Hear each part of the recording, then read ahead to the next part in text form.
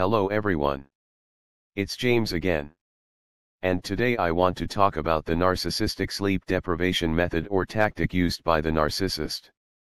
Now I've talked about this before. But the videos I made about this topic were several years ago. So I think it's good to revisit this. And dive deeper into what this sinister tactic is all about. Because again, once we realize what's happening to us, we can then start to work on a plan to get free. And right now there are many people that are going through this horrible brainwashing tactic right now. And they are literally losing their mind. So what is this brainwashing tactic? It's basically something that is used by the military on new soldiers. To put them under such high stress. They stop thinking for themselves. And they will do whatever they are told. Just to get the abuse to stop. This is also used in torture camps. When governments capture enemies. To get them to lose their mind to the point where they will confess to things they had nothing to do with. Law enforcement will use this tactic as well. Hoping they get a confession out of a suspect. Without any evidence. So no trial will be needed. And if a trial is granted because later the suspect changes to a not guilty plea, the confession will be used in court against this man or woman on trial. And this person on trial better hope and pray they can get the confession thrown out. Because if they can't, it might send them to prison for the rest of their life. And they simply confessed because of the pressure, fear, and they were scared out of their mind. All when they were in a weakened state of being extremely sleep deprived. It's that powerful. Sleep deprivation has been used for ages as a tactic to mold the mind of another human being. In the way the person doing the molding wants this person to behave and act. And that's exactly why the narcissist often chooses this tactic. Because at one time more than likely it happened to them. Or they watched their scapegoat brother or sister go through literal hell at 3 a.m. every morning on school nights. All to get up a couple of hours later. And fight to stay awake in school. And barely able to focus on the lessons being taught. But the golden child is spared this. Unless they are put up to be the one that torments their scapegoat brother or sister. Which at this point they are oftentimes getting a charge of energy much like their narcissist parent or parents. Enough to oftentimes keep them awake. Wanting to. And eagerly awaiting to see what is going to happen to their brother or sister next. You see, once the scapegoat is selected, they will be gaslit. To where things will be moved around the house. To which they will be blamed for. Or they will be accused of saying or doing things they never did. Or events will take place that will be denied. All to mess up this young child's reality. And then oftentimes when they think some of this negative behavior towards them has stopped. Or slowed down. Out of nowhere they will be accused for something they didn't do. At 3 in the morning. All to just spark a fight.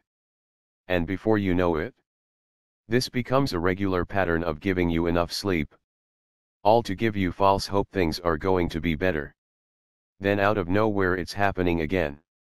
Your property being destroyed. Arguing. Crying. And the scapegoat trying to defend oneself. And at times being the aggressor. Because they are simply tired of being bullied. But when he or she becomes the aggressor, they've now fallen into the trap of the narcissist. To fulfill the role of bad guy or bad girl. And little by little the child loses his or herself. And loses their mind literally. Again. Oftentimes seeing such things. Or being a part of such events. Can take a child that's not the main target and turn them into a golden child. For fear they will be mistreated in the way they are watching the scapegoat be mistreated. But now this sleep-deprived child is finding themselves in a real-life pickle. They can barely stay awake at school. They still love their parent or parents. And can't understand why all of this is happening. And before you know it, here comes the self-blame. Here comes admitting to doing things that the scapegoat never did. With the hopes of getting the 3 a.m. fights to stop. But the fights never stop. Well, they do sometimes. Only to build up the confidence of the scapegoat. Things are much better. Only to jerk the rug out from the scapegoat once again. You see, narcissists love jerking the rug out from under their victims. They love the build-up, the anticipation. They love making the victim think all is going well, when in reality a grand plan is being hatched to take them down once again. But they also know this repeated trauma, because that's exactly what it is trauma, will eventually get to the victim so much. They will let this toxic demon take control over their life so much so they will start to admitting blame for things they've never done or things they in no way, shape or form should be taking the blame for. And the narcissist knows. If you are so far gone to the point where you are admitting blame for things you never did, they know they have you. They know they have you totally and completely. And this carries over into your adult years. You find yourself married to or dating someone that you are arguing your points with them at 3 in the morning. Just like when you were a child. They wake you up, accusing you of something you didn't do. And you are rationalizing, arguing, and trying to prove your innocence. And like before, it might take years before you are broken down to the point where you start admitting to things you didn't do. Just like when you were a child. But there you are. Broken down and a mess. Again, folks. This is used by the military in boot camp, with the goal of breaking down a new soldier so they will no longer think for themselves and so they will only obey orders. So they will have a robot mentality. Even when they are told to do something that's wrong. Because the military knows. Sitting down over coffee and donuts, telling soldiers what's expected of them isn't going to work. Hands might get raised with questions, issues, and concerns. But when someone breaks into their sleeping quarters at 2 or 3 in the morning telling them to scrub the floors with their toothbrush, or stay on the ground until 1,000 push-ups are completed no matter how long it takes, all the while they are being screamed at and called names. After a while, the individual thinking goes away, and the brain just goes into survival mode. And it starts agreeing with things that are out and out wrong. All in the name of self-preservation. And the military knows, just like your narcissist. Once you are stressed out to the maximum, you and your brain will do anything to make this trauma stop. And oddly enough, once it goes on long enough, you will develop a bond with this trauma. And those around you going through it with you. And those dishing it out. This is called trauma bonding. And once this happens, the thinking about the situation one is in gets completely warped. When more times than not the victim of such abuse will run to the abuser, instead of the other way around. Even though they hate this treatment, they've been brainwashed to be connected to it, and identify with it so much. It's become a major part of their identity. Look, folks. This is universal. Just like most things regarding narcissistic abuse. But you have to think about this for a second. The police uses this method. The military uses this method. And the government uses this method to literally break the will of another human being into order, gain the control of them solely and completely. Then you have to ask yourself, how did this spread into household after household throughout the entire world? And then it goes back to the question, are narcissists demons? Or demon-possessed? Because how did such evil and such sinister methods get taught how to destroy lives for literally thousands of years? Right now there is some child, or some adult going through this tonight. And they are shaking like a leaf. Their heart is beating out of their chest. And which, like words spoken to them during this process, convinces them to stay even when there might be a chance at some point to leave. And for the child that can't leave, no matter what, they are still holding to their parents one day, loving them and being good and normal. A day that will never take place. You see, this is so important this is talked about. Because abuse is way more than something you can see, such as a black eye. Which, don't get me wrong, it's bad and horrible. But this kind of abuse is just sinister and evil. To the point where a person's soul is abused. To the point where their will and spirit is broken. To the point where they no longer know who they are. And find themselves an emotional wreck. And believing everything is their fault. Which are negative thoughts and feelings that carries over into their adult life. You see, ladies and gentlemen, this is where these negative feelings come from. The feelings of self-doubt. The feelings of they don't deserve a good relationship. Or a good friendship. Because even though they are shocked when the rug gets yanked out from under them, they aren't shocked at the same time. Because it's become something they've been conditioned to not only take, but to stay around such a person that's yanking the rug. This is why you continue to stay around that so-called friend that stole from you. Talked about you bad to others right when you were standing there. That's the reason why you allowed the person you were dating or married to lie to you, cheat on you, and hurt you in every way. All because you didn't learn self-value. Instead you learned confusion and self-doubt. You see, in the military this is used to brainwash the soldier they aren't individually valuable. And any thoughts of what they think is right or wrong for themselves needs to go bye-bye. And you need to let another man or woman for that matter pour their thoughts, even if they are toxic or evil, into their head. Because if you have healthy self-esteem, and this in no way means those in the military have no self-esteem, but it's just to say, it's not normal for someone to let another person they don't know, or even if they do know, strip them of their identity, and create a new one from scratch and then assign it into you. And that being said, the narcissist knows they have no right doing this. But they do it anyways. Why? Because they know this tactic works and it's effective. Narcissists that are able to have several horrible fights in the middle of the night know they have their prey right where they want them. Because someone that is thinking clearly at that moment will say, "You know what? You're nuts and I'm done with you. No, no, no. I don't want any excuses. No, this will never happen again. I'm done."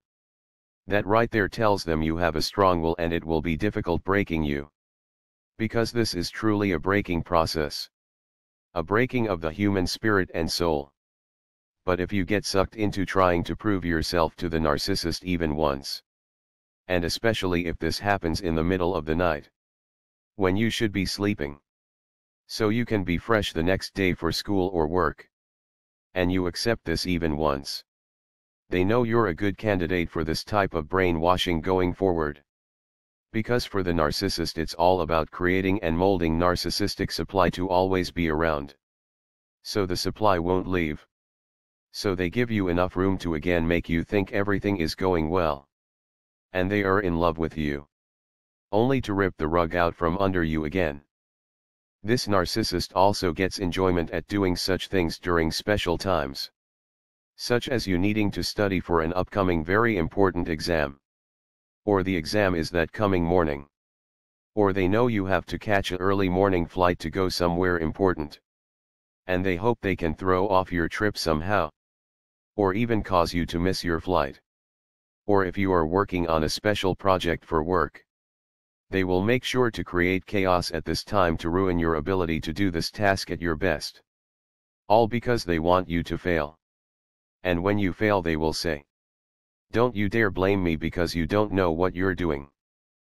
They will even gaslight you by saying that it was you that started such fights. And it was you that kept them up all night long. It is they that are suffering from sleep deprivation at the hands of you. Which will further drive you mad. Making you feel like once again, you must address their false accusations. Which can lead to more fights in the house. And more anxiety on your part. All things you will be blamed for. The key thing you need to know.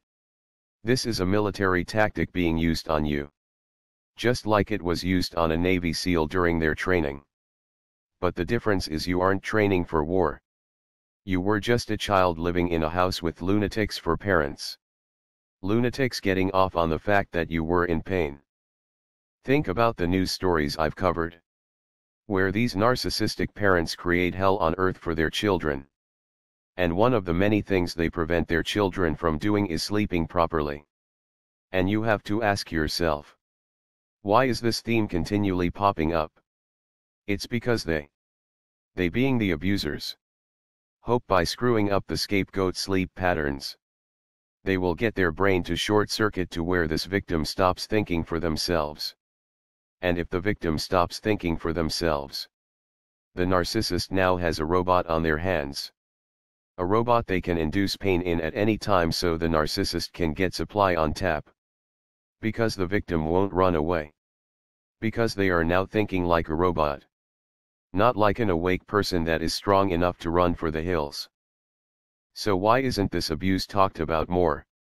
Because the system doesn't benefit one bit by people knowing what this stuff is all about. When people don't know about such things, they stay asleep to the real abuse that's happening every day to all of us. And it creates zombie-like people that live the life the controllers want them to live, instead of the life of an awake and empowered person. Empowered enough to say this is right and this is wrong. And the ability to say no. And walk away without second-guessing the choice to walk away. When people are easily brainwashed through trauma, they are less likely to stretch and try to reach lofty but at the same time realistic goals. Because they think so low of themselves. And that all fits into the controller's plans. Just like it fits into the narcissist's plans that abused you. Because both of them knew you wouldn't run away from the abuse. You would stay lockstep. Concerned there would be some sort of punishment for breaking free and stopping the abuse. And the truth is, when more people see this and know it for what it is, the less effect it will have. Before, this stuff was like magic a witch or warlock would have in their bag of tricks. And the average person would just say, I don't believe it. I don't believe someone would take their time to do this to another human being. But the proof is right here. Thousands of us that have gone through this very thing. And millions more that haven't awakened yet. And though this evil abuse can be beaten, however, once you get out of it, if this has gone on for a long time, the effects can be long-term. Which is what I'm going to talk about in my next video. The sleeping problems many of us have developed as a result of being subjected to this trauma for years. The anxiety, the panic attacks and much more. Because just like the warrior that has had his or her mind destroyed in combat, or from boot camp training, just sending them home away from such trauma doesn't take away the dreams, the heart beating fast, the chronic fatigue, the inability to concentrate. And if you told someone that didn't know about this problem, they wouldn't understand. Which makes it all the worse. You're not a lazy person. You work hard. You try hard. But you just break and fall apart as if you have no control. Which can oftentimes lead to depression. But we will talk about this more in the next video. But for now, please leave your comments about your experience. Let's talk about it. What has gone on in your life? What's going on for you now? How are you dealing with it? Are you finding any type of therapy working better than others? And quite possibly some of the information you provide will make good talking points for the upcoming video on this topic. Remember, it's iron sharpening iron here. By telling our story, we are really helping ourselves think through our own problems. But at the same time, someone might say something that will jar something positive in you, that will help bring you to the next step of understanding this madness. And along with that, your story might reach someone in a different country across the world that felt they were completely alone and that no one cares for them. Well, I have news for you and them. The Most High God cares for the orphans of the world. And that's us. And He gave us each other to share with each other. To share so we can hopefully better our lives and so we can find our life purpose. Let's not waste our potential, people. And let's not let the ruthless military-style brainwashing of the narcissist destroy what we were created to be. With that being said, let's keep praying for wisdom. Let's keep praying for strength. And until next time, bye for now. And be good to yourself.